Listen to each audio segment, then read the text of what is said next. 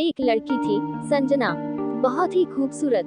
जितनी वह सुंदर थी, उतनी ही ईमानदार। न किसी से झूठ बोलना, न फालतू की बातें करना, बस अपने काम से काम। संजना की क्लास में एक लड़का था, जो मन ही मन उससे बहुत प्यार करता था। नाम था उसका संजय। लड़का अक्सर उसके छोटे मोटे काम कर दिया करता था। बदले में जब लड़की मुस्कुराकर थैंक यू कहती, तो लड़के की खुशी की सीमा नहीं रहती। एक बार की बात है, संजय और संजना साथ साथ घर जा रहे थे। तभी जोरदार बारिश होने लगी। दोनों ने एक पेड़ के नीचे शरण ली। बारिश बहुत तेज थी। कुछ ही पलों में बूंदें छन छन कर नीचे आने लगी। ऐसे में बारिश से बचने के लिए दोनों एक दूसरे के बेहद करीब आ गए।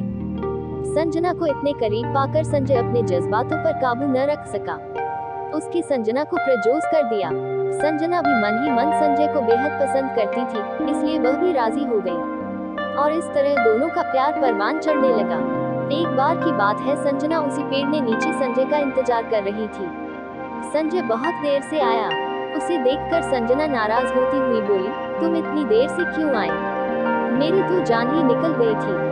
संजना की बात सुनकर संजय मुस्कुरा दिया, जाने मन, मैं तुमसे दूर कहाँ गया था, मैं तो तुम्हारे दिल में ही रहता हूँ। तुम्हें यकीन न हो तो अपने दिल से पूछ लो। इस प्यार भरी बात को सुनकर संजना अपना सारा गुस्सा भूल गई और वह संजय से लिपट गई। एक दिन दोनों लोग उसी पेड़ के नीचे बैठे बातें कर रहे थे। संजना पेड़ के सहारे बैठी थी और संजय उसकी गोद में सर रख कर लेटा हुआ था। तभी संजना बोली, जानो, अब तुम्हारी जुदाई मुझसे बर्दाश्त नहीं होती। तुम्हारे बिना एक पल भी मुझे 100 साल के बराबर लगता है। तुम मुझसे शादी कर लो, नहीं तो मैं मर जाऊंगी। संजय ने झट से लड़की के मुंह पर अपना हाथ रख दिया और बोला, मेरी जान, ऐसी बातें मत किया करो। अगर तुम्हें कुछ हो गया तो मैं कैसे जिंदा रहूंगा? संजना कुछ नहीं बोली। वह उम्मीद भरी नजरों से संजय की ओर देखती रही। संजय ने अपनी बात आगे बढ़ाई, तुम चिंता मत करो जान, मैं जल्दी ही अपने घर वालों से बात करूंगा। धीरे धीरे काफी समय बीत गया। एक दिन की बात है, दोनों लोग उसी पेड़ के नीचे बैठे हुए थे। उस वक्त संजय का चेहरा उतरा हुआ था। संजना के पूछने पर वह रुआसा होकर बोला, जान, मैंने अपने घर वालों को बहुत समझाया, पर वे हमारी शादी के लिए तैयार ही नहीं। उन्होंने मेरी शादी कहीं और तक कर दी है। यह सुनकर संजना का कलेजा फट पड़ा। उसका मन हुआ कि वह जोर जोर से रोए, लेकिन उसने अपने जज्बात पर काबू पा लिया और बोली, जानू, मैं तुमसे सच्चा प्यार किया है, मैं तुम्हें कभी भुला नहीं सकती। प्लीज मुझे माफ कर देना। संजय धीरे से बोला, वैसे अगर तुम चाहो तो हम लोग हमेशा अच्छे दोस्त रह सकते हैं।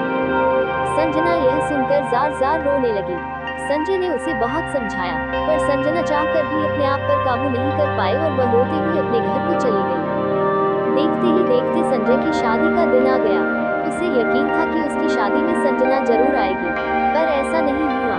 हाँ, उसका भेजा हुआ एक गिफ्ट पैक उसे जरूर मिला। संजय ने कांपते हाथों से उसे खोला। उस गिफ्ट को देखते ही संजय बेहोश हो गया। गिफ्ट पैक में और कुछ नहीं, खून से लथपथ संजना का दिल रखा हुआ था, और साथ ही में थी एक चिट्ठी, जिसमें लिखा हुआ था, अरे पागल, अपना दिल तो लेते जा, वरना अपनी पत्नी को क्या देगा।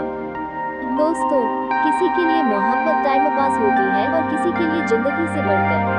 इसलिए अगर किसी से मोहब्बत